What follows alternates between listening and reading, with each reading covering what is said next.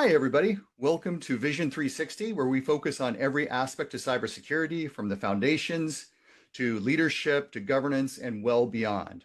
I am your host, Matthew Webster, and I focus on solving cybersecurity governance. Towards that end, I focus on business resilience, communication, risk management for modern organizations. To back that up, I've got 30 years of experience in various cybersecurity leadership roles and chief information security officer roles.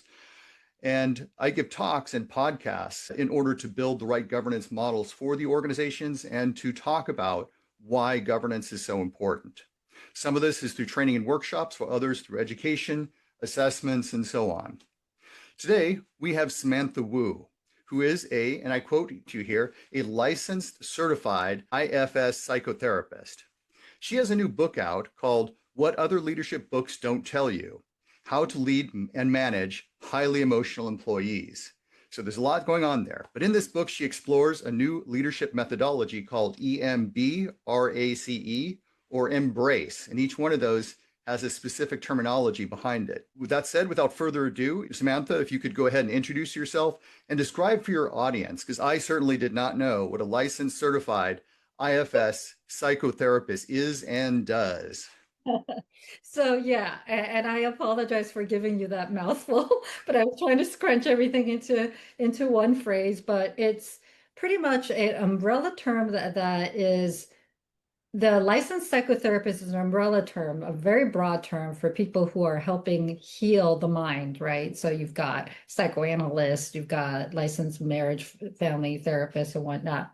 And they're basically doing talk therapy to help people heal the mind and what's going on.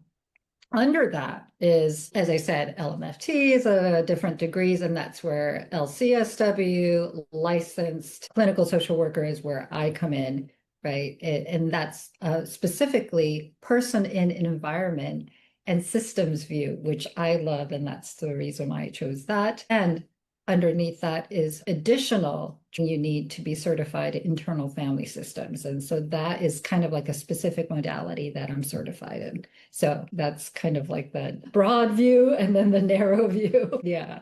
So I am a licensed and certified in internal family systems. So I love to see things in micro, mezzo, and macro level kind of system thinking and system interfaces. And that's where I am here, because I know you also like to look at the system of a corporation and organization and see how different departments interact and governance for you. For me, it's about the relationship. And so I love seeing the relationship between the departments and the people. Well, I So think that's a great basic introduction. And you and I met, amongst other places, in an organizational development group and kind of got to know you a little bit more there. So I also want to find out, what do you mean by system? Like, you use system a few different times. I'd love to explore just a little bit about what that is before we dive in deeper. yes. So when we are in an environment, right, okay, let's take a microsystem, right? We are an organization in and of ourselves. We're a person. And so each person is a system. I mean, we are in a body. We've got a head, we've got body parts, we've got, right, organs and whatnot. That's a system. We call that a microsystem.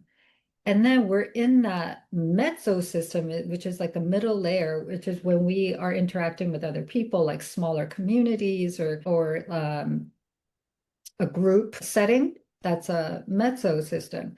When you zoom out even farther, and it is the global environment or the national environment or whatever the environment, that's more of a macro level, like it's similar to, macroeconomics and microeconomics, right? So Sure. yeah, similar. But yeah, system made up of parts, just like I want to keep that in mind, the body, Sure. right? And it's so easy to refer to because we've got the head, we've got the arms, we've got different parts. So that's going to be Absolutely. I tab. think that does help some of our viewers who may not be familiar with that. But also, I understand that you have a brief disclaimer you wanted to talk about before getting started. If you could go ahead and talk a little bit about that. Yes, because I am licensed clinically and I do still see clinical clients and whatnot, I want to make sure that people realize that whatever I say here is not like a clinical, it's not therapy. I'm not giving therapeutic advice. This is just like consultative for conversation. So this is not therapy with you. It's not therapy with people who are listening. And so I just want to, you know, be that licensure on the side table here Sure. and have a, conversation here with amongst friends. Yeah. Fantastic. Well, I think what I want to do is start diving into it. So we talked a little bit about the Embrace model. If you could describe a little bit, what is it, and what was your catalyst for creating the Embrace model? To put it in a very short phrase, it's a 7-step acronym that is made to give emotional clarity under pressure in real time at the workplace. Now, that came about, of course, when I was seeing clients who were in the corporate culture and saw that they were doing really great work individually, but when they walked into the larger system of a corporate culture, that it was really difficult to maintain that and be supported. So this is where I was like, how can that work that's being done individually be supported and be available to a lot of people who don't go to therapy, who don't have these tools that are very, very helpful. A lot of people in the corporate industry are like poo-pooing on therapy. They think it's a waste of time, right? And there's lack of access as well, because you'd be surprised that the people who do are taking advantage of like cutting edge therapeutic modalities. I mean, there's some big names in media who talk about, their therapeutic, experiences and whatnot. And they're kind of the ones at the C suites, and they're getting all this access. But the ones who are not availing the, insurance or, whatever coverage that they can afford to get therapy are not. So what's a way to have a common 7-step acronym that everybody in the organization can kind of refer to and also have as a tool to use in real time and have a common language around. So that was the whole idea behind that. Okay, that makes sense. And because you're right. And I think there's a lot of barriers there as well. I think sometimes it's just people feel like they don't need it. They Yeah, don't go through that. It's just like, hey, that's for other people. It's not for me. I've got everything down. And you've got some ego that goes into making decisions like that. absolutely.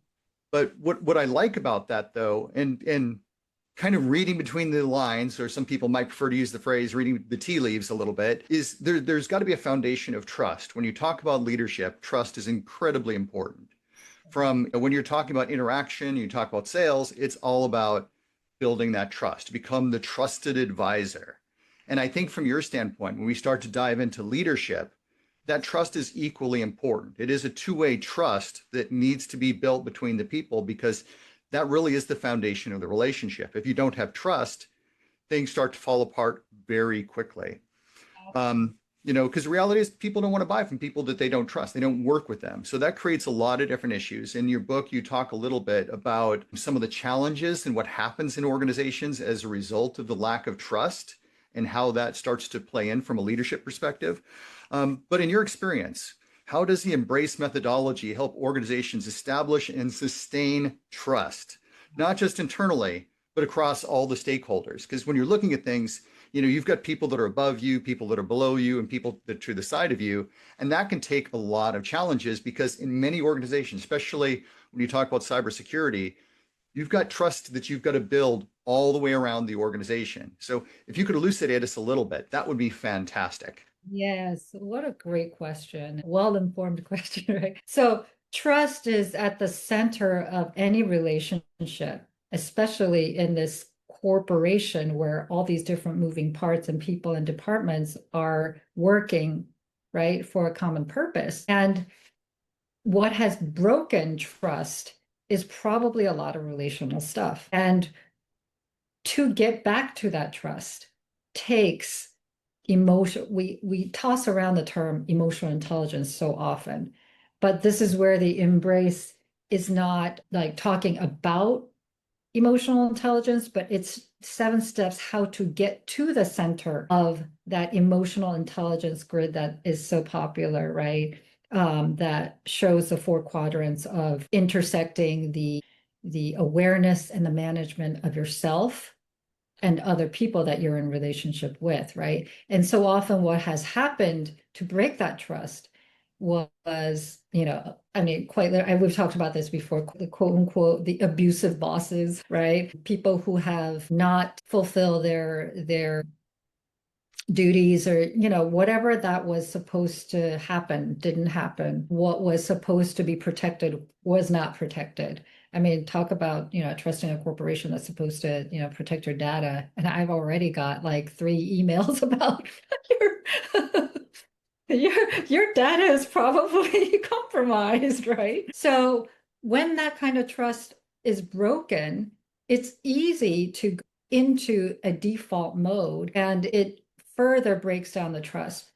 The 7 step embrace, what that does is, instead of getting into the cycle of distrust, defensiveness, ego, and one-upmanship, and escalating into full out whatever, uh, uh, you know, is to be able to take a step back. That's the first step, right? Exhale, take a step back, get that perspective, and then you move into your own awareness, which is really part of that whole getting into the center of emotional intelligence. So as I mean, if it's okay, if we have time to just go through the steps, is exhale, move, and befriend the very parts of the company and the people that you don't like, and yourself, right?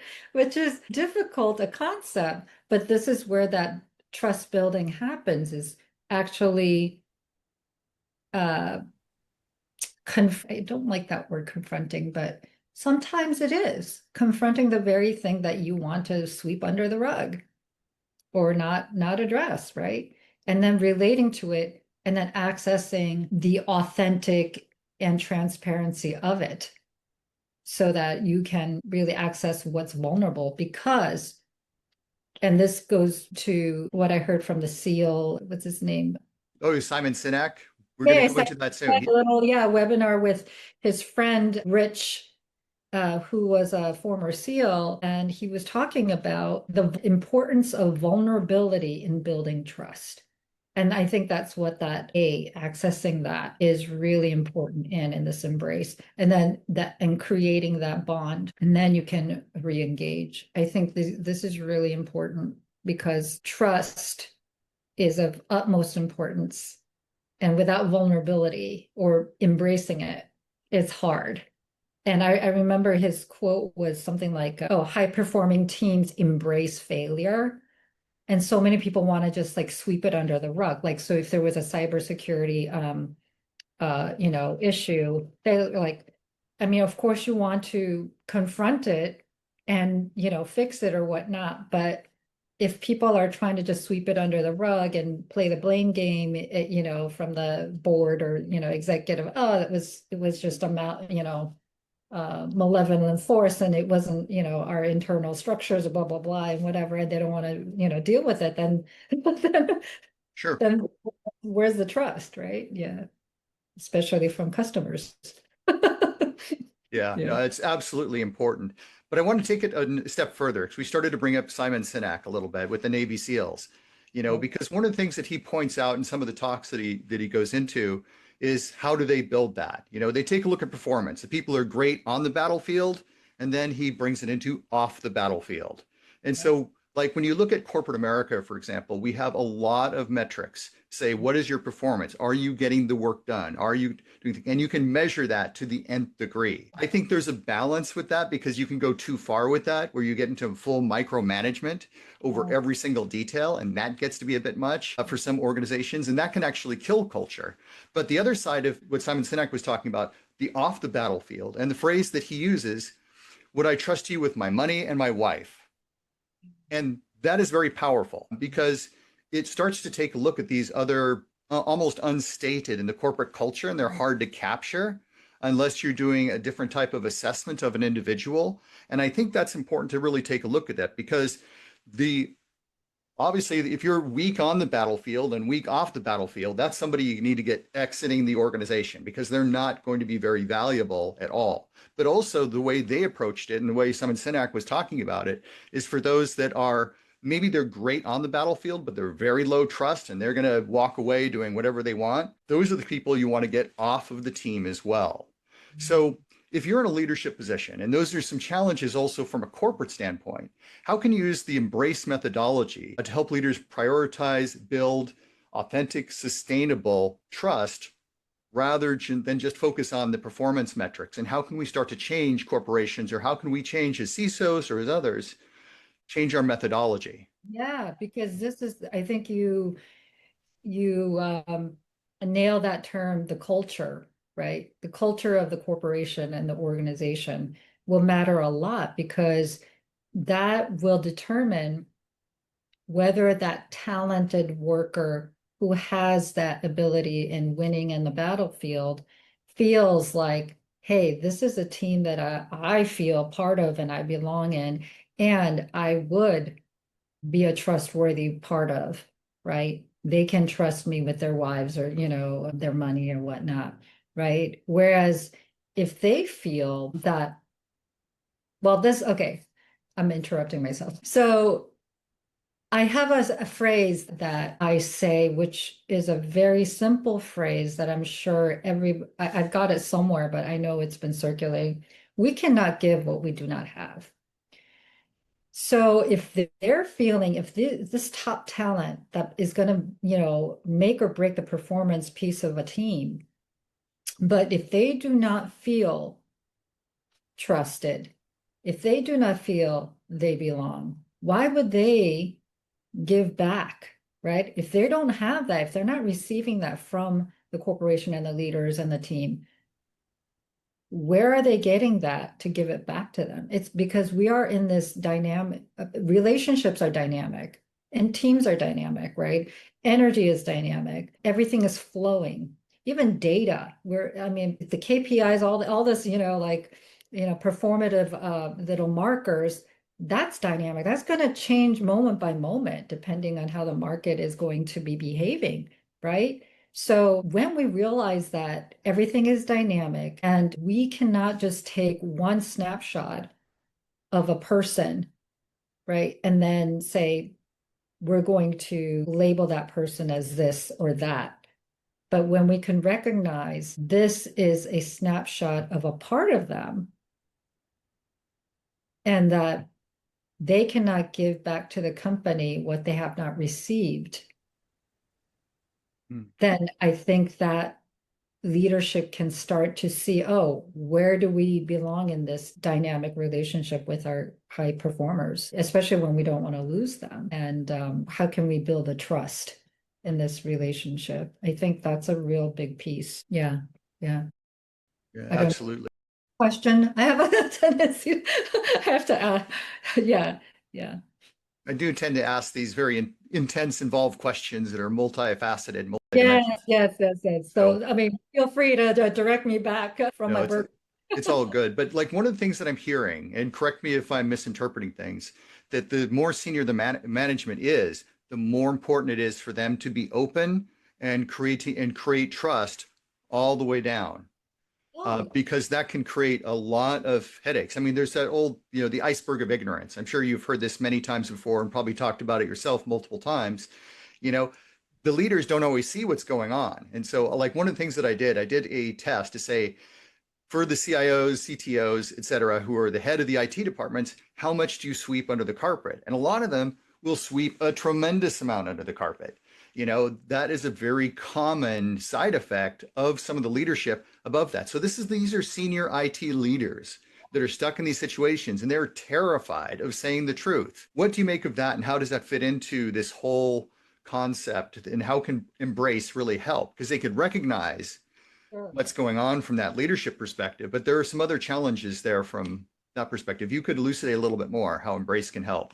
It goes back to the fact that this embrace method is trying to elucidate a trauma-informed view of emotional intelligence. So it's important. The reason why the CISOs are tempted to sweep things under the rug is not that different from children who feel the need to lie because they have been so yelled at and abused for telling the truth, right?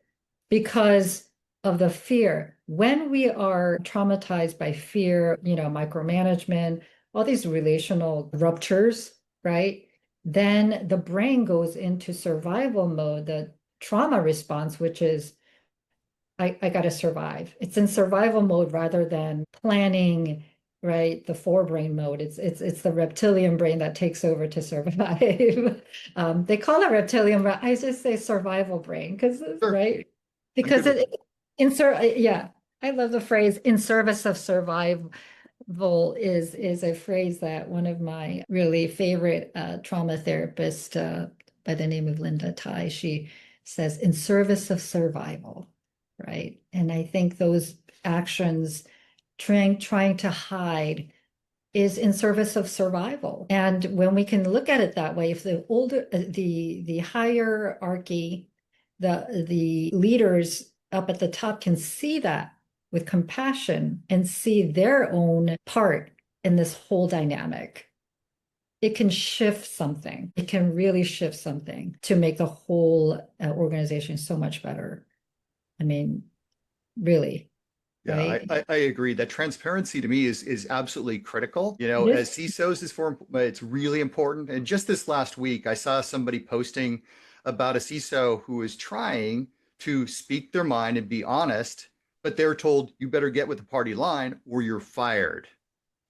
And that And this is a situation I think a lot of CISOs have seen, maybe not to that extent, or maybe more, depending on the context. It's a definitely a big challenge. Is there something, any advice you would give to a CISO who would be involved in a situation like that? So my advice is the whole basis of this embrace is in the acronym to embrace what feels unembraceable, right? Embracing the very leadership of yourself when that feels impossible, when it feels threatened, when it feels like it can't happen. And so for a CISO or a person who, and I've had to do this like personally, right? I mean, it all kind of, when things feel hopeless or whatever, and you feel like you're in survival mode, a lot of, coaches will say this, a lot of therapists will say this, a lot of influencers will say, what is within my bounds and boundaries of influence and what is not?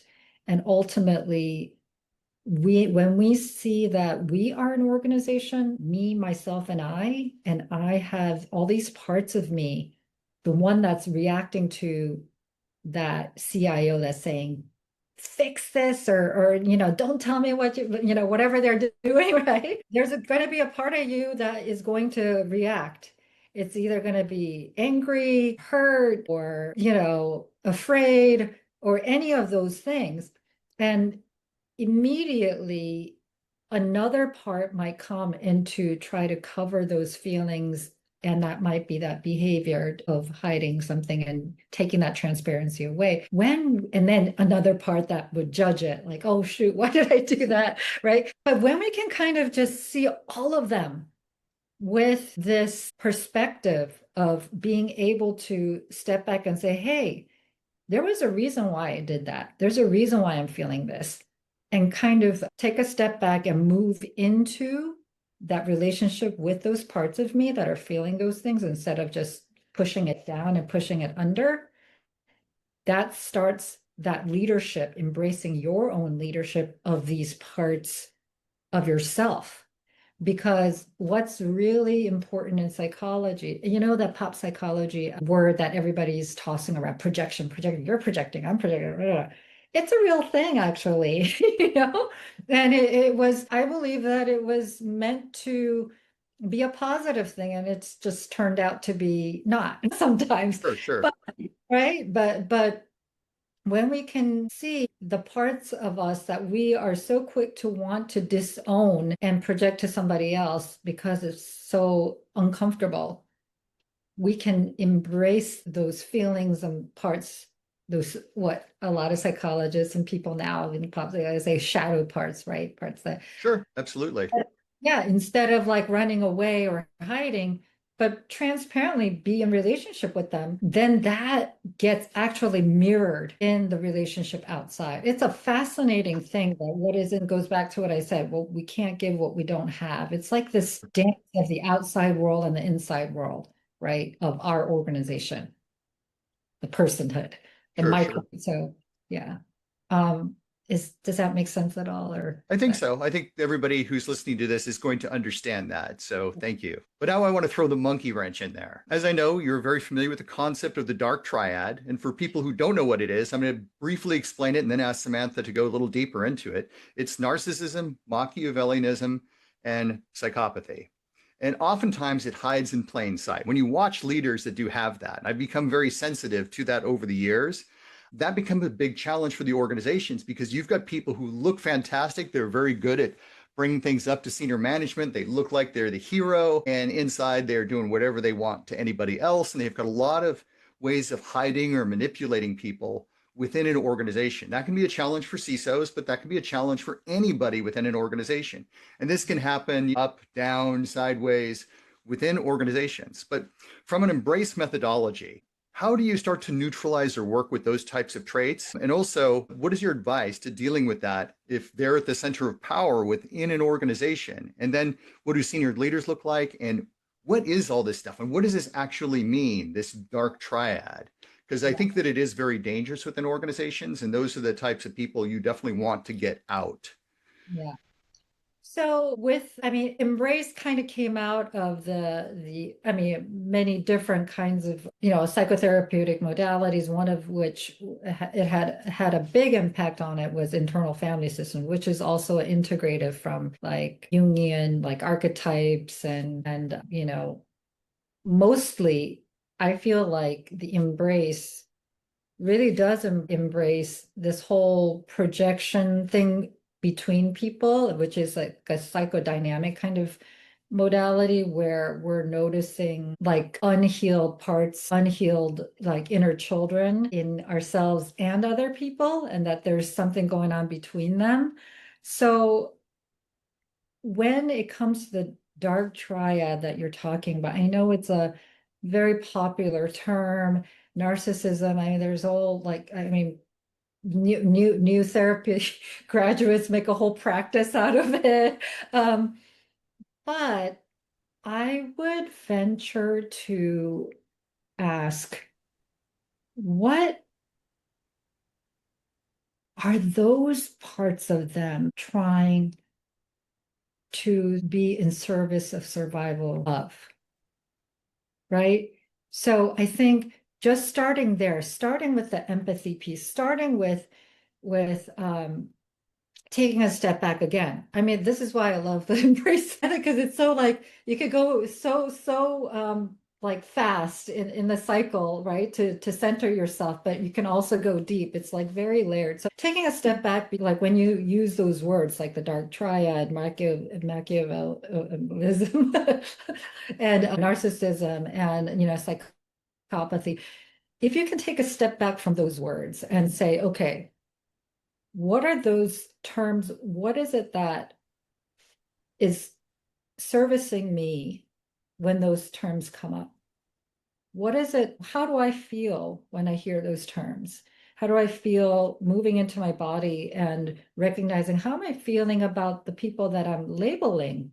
And what is that about? Just getting real curious, right? Moving into my own curiosity and relating to the parts of me that are really relating to these terms. I think it will show us a lot because from my point of view, with the systems point of view and the internal family systems and then the whole embrace, point of view, that those are unhealed parts of them that are showing up in a very burdened and a very extreme way.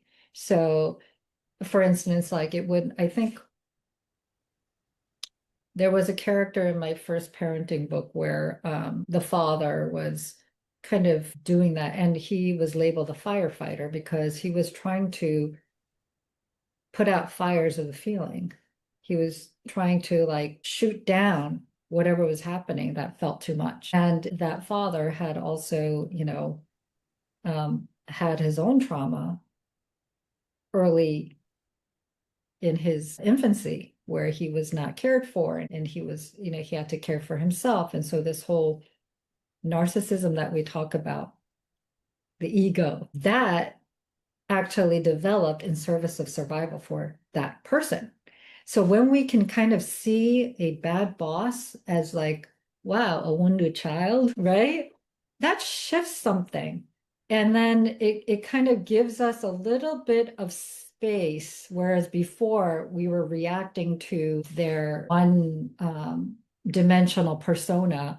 When we can take that space and see that's one aspect of their unhealed part, because you mentioned they had a charming side to them that they showed to their boss, right? Yeah, yeah, totally. I've seen it.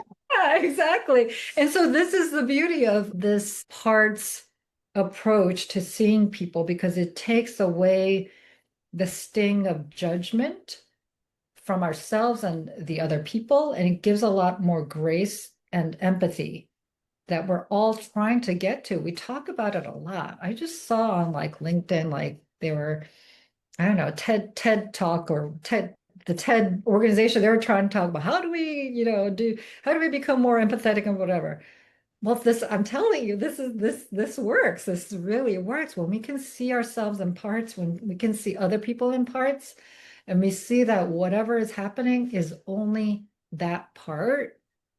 We're only seeing in part, but that there is a whole there. And that essence of who we are is a whole, and we can be made whole again. That I know that sounds very therapies, but it shifts something in our system because we are a system with that response to empathy.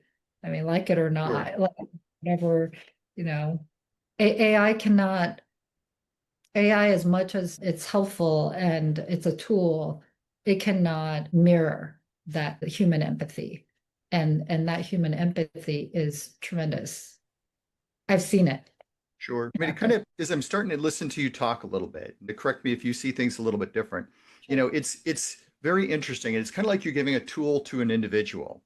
But when you're talking about an organization as a whole, you don't go to the board of directors and start talking about the dark triad or all those kind of things because they'd be like, "What are you talking about? Get out of here!" I want facts, I want details. It's not the typical type of thing within organizations. There's like the trauma informed methodology that you start to talk about this. What do you recommend in terms of leadership for organizations? Whether you're up at the CEO level, you're talking about board, you're talking about others.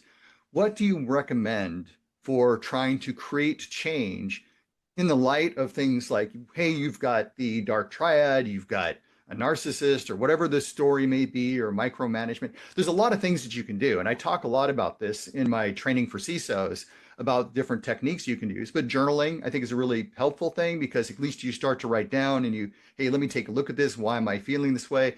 And you start to explore that a little bit and can help bring in some of that empathy. But I'm sure you've got a lot more to say because a lot of organizations, they don't want to listen to it, and that's just like, it creates definitely a lot of challenges when you're working with senior management. But I'd love to get your viewpoint on that. What are some ways that we can get started with Sure. those discussions and kind of treat things in a little bit different? I mean, first of all, I would first start with a senior management that we're no longer in an industrial economy, that we're in a knowledge-based economy. And so value is really having being able to do something with that knowledge. And right, unless you have that human element, unless you have uh there was a Gallup poll that said that 70% globally of the surveyed people in organizations are not fully engaged. I mean, think about the bottom line that is being affected by that, right? I mean, so like in terms of data, they want data. I mean, it really does matter in terms of how their employees are doing. And that Harvard Business Review, I don't know what year the study is from, but they mentioned also that the ROI for investing in your employees are 30% over a 5-year term, like if you invest in them. And then it jumps if you invest in your employees for 10 years. I think it jumped to, I wrote it down somewhere. It's in my book. Okay. Yeah, it It jumped goes to, up. yeah. So, I mean, there is a tie between how your employees are doing and feeling about your organization to the productivity and the bottom line. So that needs to be established, and they need to understand that first. Second, you said, how do we get buy-in from them for this kind of a thing? I spoke with somebody in healthcare that was from a world-renowned organization, healthcare organization, and she wanted to stay anonymous, so I'm going to respect that. And she said, the problem with a lot of organizations is there is no common language for leadership and development and this emotional intelligence. I mean, it's very spotty. It's very, nobody is trained in it. There's no centralized common language to hold each other accountable for it. And so you have a lot of people in leadership who get there from these kind of ego-based competition through schooling, right? They have to beat out the other people. And so a lot of what you said, narcissism and, the dark triad gets positively reinforced, and then what, right? Then you scale, then you get more. Anytime you scale, you get more of what you have. And I think I've seen a couple different statistics around that. I've seen everything from psychopaths being 12 times, maybe 12%. And I've seen, more common at the senior levels because they're attracted to power. And I've also seen like 3.5 times as common at senior levels than at other levels. So it's part of the leadership process. Within most, at least I'll speak for the US cultures that are out there. So it definitely is a challenge for companies to be able to look at and recognize those sorts of things. And there's also pressure from like a human resources perspective. And I've built these security committees, I've had human resources involved in it and bring in those discussions. But when you start to look at this from an enterprise risk standpoint, who's most likely to sue? Is the person in power, the psychopath, most likely to sue? No, it's the people that they're picking on are most likely to sue. And so that becomes like an interesting balance to try to work with. And how do you think companies should embrace situations like that from a risk management perspective, purely looking at the people risk? Because there's a lot going on and it's not always evident. Yes, absolutely. It is a risk for companies to keep positively reinforcing bad leadership, because you're right. I've actually had cases where clients in upper middle management were really feeling so bad that they had those feelings. But of course, it didn't turn out that way. Of course, with the therapy and everything, things got better. But it is a huge risk for not only the leaders of the organization, but for the organization themselves. I do want to caveat that and say there are great leaders as well. I've seen Oh, it. totally. Yeah. Yeah, I just want to say, and this is where I think people can have hope in choosing what kind of leader they want to be, because they can totally be. Because I spoke with a college friend who worked for a huge, Fortune 500 company, and she said she loved it. I was like, oh, really? And I asked her what she loved about it. And it was that everything top down from the C-suite was very transparent. They checked in regularly with the mission and the goals, and everybody was on the same page. And it was, quite honestly, I'm not surprised, because I've done research on this company, and I guess throughout the decades, they've had a good track record for employee, um, you know, contentment. So yeah. Sure, absolutely. So to kind of switch gears a little bit, like I'm very big on the culture, as you've Yes. heard today and other times. But if you're talking about trying to build a security first culture or a risk oriented culture, because I like having risk as part of the decision making process. I do think cybersecurity should be one of the angles of risk, but it's not everything. It shouldn't dominate the whole conversation by any stretch of the imagination. But if you're looking at building more of a culture, because it does create that sort of openness within the organization, because it does help to get everybody on the same page. Hey, we should do this, but here's some concerns that we have. Let's discuss those. And so that's oftentimes where CISOs will get kind of knocked down, like, hey, here are my concerns. Like the article that I was talking about last week, exactly what it was. They were concerned about a situation, or concerned about an acquisition or whatever it was. And that created the context where you couldn't necessarily speak your mind. So if you're in an organization, you're trying to create this openness, it does create challenges. And it kind of goes back to one of the things that you're dealing with, because you're dealing with the dark triad personality traits too. The last thing you want to do is be vulnerable and weak to them because they can take advantage of that. Well, if you're trying to create a good culture, that openness is incredibly important. So you've got to really find this nice balance between that situation. I've had situations where I've talked about, hey, I've got a vulnerability here. Boom, let's use it against you. And it's a very common technique, but balancing all of these different things, what is a good path forward from your perspective? Or the CISO. For the CISO or anybody, trying to build within the organization. This is just one. I was using the CISO as an example for what's going on because I know there's going to be a lot of CISOs and other security leaders that are very interested in this podcast. So I'm trying to bring it back a little bit to things that Yeah. they have to deal with. Yeah. So what I want to first say is that it is so top down. And so it's so important that top leadership, the C-suite and the vision that they have and the way they set the tone for the culture, because that really trickles down. And so I've really seen that. And when that doesn't happen, like you said, when that when that is like the dark triad that's running the show, what can other departments do, right? And I think what you said does make sense because you don't want to expose yourself to further abuse and right risk for your own safety. So you want to be wise, but what is possible is that exactly what I said before. And I hated this in ways that people would just use it as what's that word I'm looking for? As a bypass.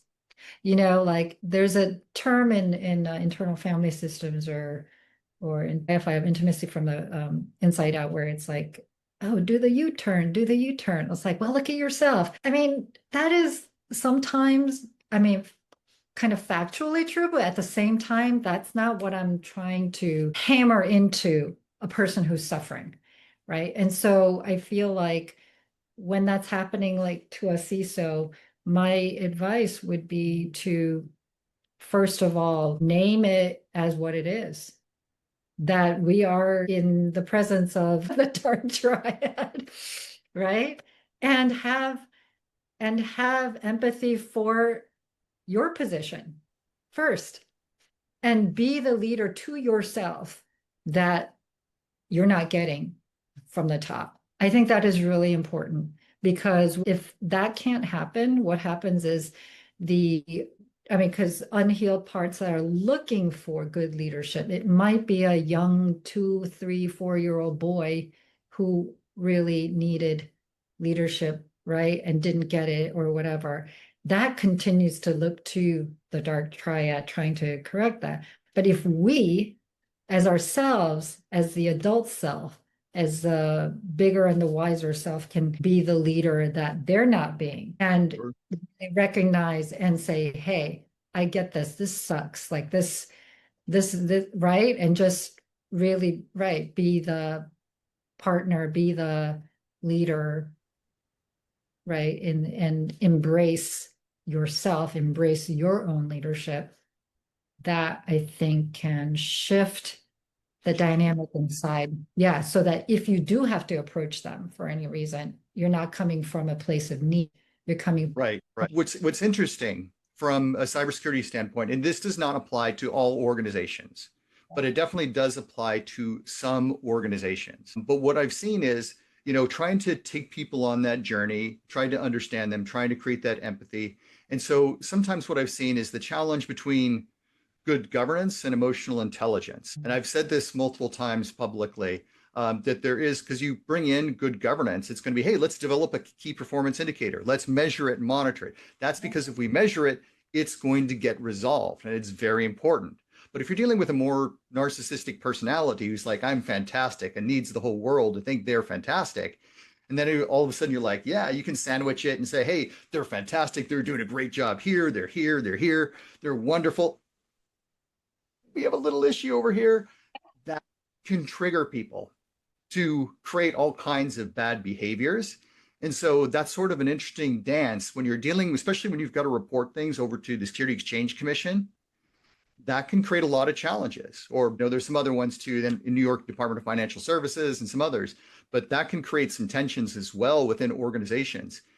Do you have anything that you'd advice that you would give to CEOs, COOs, et cetera, to deal with a challenge like this, maybe from more of a structural standpoint? We talked about structure when we first started this. Any thoughts from your perspective?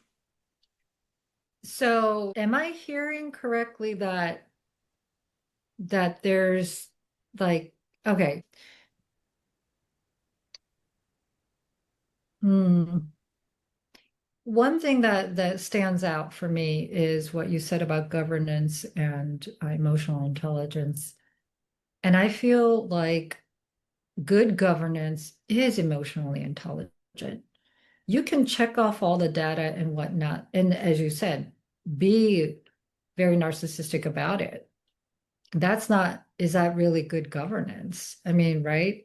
Because what is that going to do the next round? Is it really going to create that better security and, risk assessment and right? When the CISOs are sweeping things under the rug. In some cases, it's not the CISO. The CISO is trying to report it. And I've even seen this. There's one CISO I know, for example, was reporting it to a COO, Right. and the CEO is like, nope, not hearing it. And they aren't doing even the basics. So, from a legal standpoint, the company is very negligent. Yeah. And they're trying to say, hey, it's negligent. And they don't want any of that information to go up. And that becomes a big challenge. I can see that. And you wonder from a therapist point of view, okay, I'm not doing therapy, I'm just like a therapist consultant point Sure, of sure, view. It absolutely. just, it makes sense. Like, and it engages the therapist part of me to say, oh, I wonder what happened with him. Like, I wonder what parts of him are active right now in like service of survival. Like, what's he, right? What's he afraid Sure, of? Like, right? And it just really goes back to this whole thing. Everybody's avoiding different things. And there's a lot of walls and silos created because of these avoidances. And it's like going back to the human body, right? You talked about culture. Can we have all these different functions of the hand is doing something different than the head, which is doing something different than the heart and the stomach, and yet it still has the same pulse?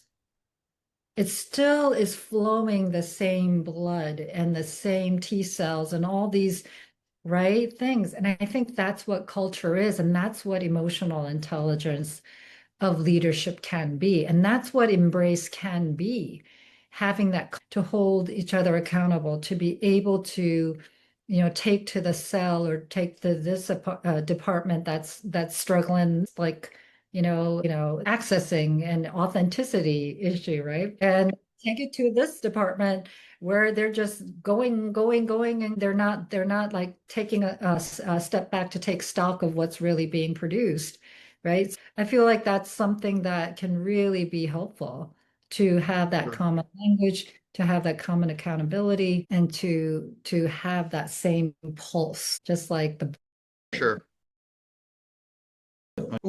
Well, I want to thank you very much. I have learned a lot with you today. I think that's absolutely wonderful. You brought a lot of great insights and helped to make me understand, even though I read the book, helped me to understand a little bit more about the embrace methodology. Because sometimes when you read books, you kind of get a perception of it, but you opened up that perception a little bit more. And I think the viewers of this are going to really get a lot out of it. So I really want to thank you for your expertise and your time and your generosity today. Thank you so Oh, much. thank you. Thank Any you. final thoughts from your perspective? Yeah, I just really want to bring together such a divided uh, time, right? Not only in our departments, Sure. but in our relationships and our organizations and, globally and national, internationally, like that. When we can just see one another and ourselves as, maybe activated by a part and just give a lot more space, rather than react. I think when we can embrace Sure. ourselves, the others, then we can embrace the relationship that we're in. That's a fantastic closing thought. All Well, thank right. you Well, so much. I yeah, appreciate your time today. I'll see you later. All right. Hi, everybody. My name is Matt Webster. We just went through and had the discussion with Samantha, but there's a few extra, we had a conversation afterwards that I thought was very important that we recorded. So I'm going to go ahead and add this to the session right afterwards. I hope you enjoy it. I think a few of you are going to find it valuable. Thank you. So one of the things I wanted to bring up is some of the challenges that you see in some of the leadership positions within organizations. And I've seen this within, say, Change Healthcare, and I've seen this within Equifax, for example. And Senator Wyden came in and lambasted the leadership because what they did is they brought in a CISO for Change Healthcare who had never spent one day in cybersecurity. They didn't have the expertise, they didn't have the knowledge and background. And so he wasn't going after the CISO. The CISO didn't have any experience. So, but they brought it in because they knew this person would go along and just kind of say the right things. They probably had good emotional intelligence. I don't know that for a fact, but I have to imagine they did. And they're bringing in these likable people who are sometimes set in these situations that are very, very challenging. And so, what do you do in a situation like that? You know, the CEO was being held accountable from Senator Wyden's perspective in the case of Change Healthcare. And so, what you're dealing with is people like likable people. And so they bring in the likable people, but sometimes the likable people, and there's this sort of balance between competence and likability and who's going to bring up the negative to say, hey, because that's what security's role is in part. It's a lot more than this. Don't get me wrong. I'm not trying to say and pigeonhole it. But one of the things is, hey, we've got an issue. How can we resolve this?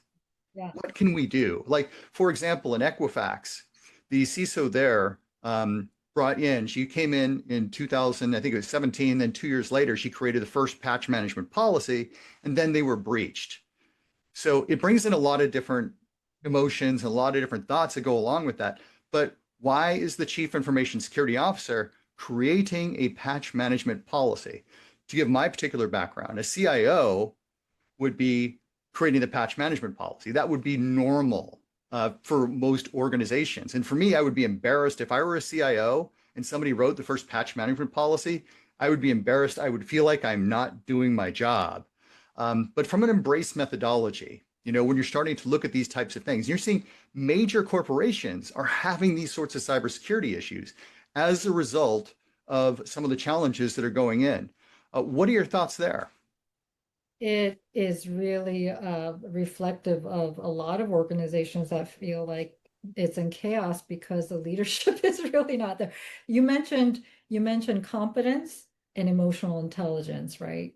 And again, they are not mutually exclusive, are they? I mean, and emotional intelligence does not mean it's necessarily just likability. You can be totally emotional intelligent and not be likable. I Sure. mean, or vice versa, right? So the CEO, I would say, be the ultimate, leader in this, and to be able to be a emotionally intelligent leader up at the top would hold people accountable as well. Because remember, that whole intersectionality is not only awareness, but management of not only yourself and the or whatever, if you want to call it likability or whatever, being able to regulate yourself, but also to regulate others, manage others in terms of leadership and the relationship. And so if a leader is able to see that somebody is stepping out of their scope of practice and doing what a CIO should be, I would say, where was the leadership in that?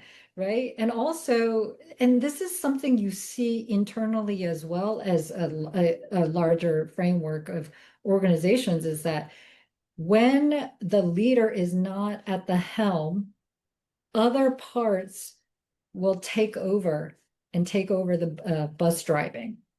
And this was a classic example, right? Where was the CIO and why was he not doing the patch? And right, and what gave this CISO the cue that, oh, she could just go and do it? Where was the communication? Where was the right transparency of communicating the need? Where was right the so I would say from the embrace perspective, it would have to be where was the embracing of each person's own leadership of their own roles?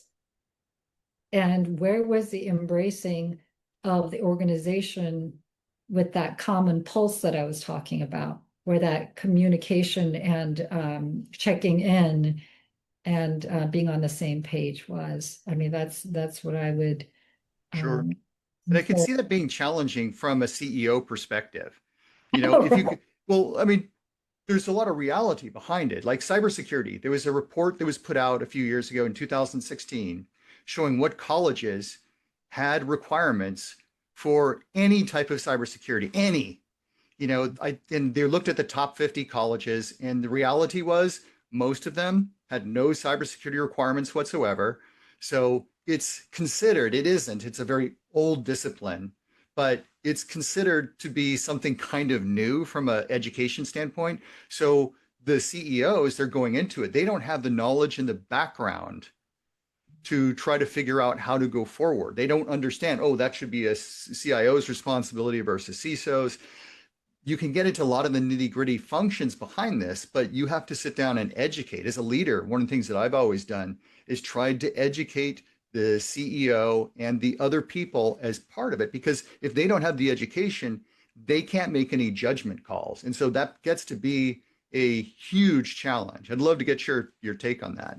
So this right. And I think we're saying the same thing, which is that information was lacking for the CEO to even be kind of have his, finger on for the pulse. And I'm curious as to how, they talk about these town hall meetings and whatnot, and a lot of people like just, like brouhaha it because they think it's just, not useful. But I'm wondering, from a leadership perspective, we talk about listening, we talk about really knowing what the people on the front lines and the in the trenches are doing, and are they aware, and what the departments are doing. How are they being informed? How are they getting that education, right? Are they creating spaces to and systems to? Or is it just like a shut door where you have that C elevator all the way just to the top of the floor, and right? Because when I was writing the book, I was really impressed with the British Airways. Was something went wrong, and they actually, the CEO, top C-suite leader, went to the airport and interviewed people like one-on-one. And I was so impressed because that ended up being a catalyst to vastly improving what needed to be improved. And so my question would be, obviously something went awry where a CISO who has never has spent a day working has been right. And she's here writing a patch or whatnot. And I would say, what is the response? Are there an embrace of change that needs to be had? Are, are there, is there an embrace of that vulnerability that was shown in that, right? Or are they trying to just say, it's just a one-off thing, and right? So that Right. would be my question. And it's hard to know, because you've got to make some guesses, but really asking the questions, getting involved in the conversations. But it also requires a willingness to be in those conversations from a leader's perspective. Absolutely. So being open to conversation is important all the way up and down the people stack within an organization. So important. So important. And also, I want to provide grace for people who are avoiding that too, which is why are they? What parts of them have avoided conversations? What had conversations turned into when they were children that they're avoiding it? I mean, and so, I would love every person to go into therapy and do their work, but obviously, as you say, a lot of people don't think that they need it. But when you actually look at this, there is a lot that could be helped um, through just even embrace, methodology and just thinking about it, or even coaching and whatnot. Yeah. So hopefully more people will be um, taking advantage Absolutely. of the opportunity. Yeah.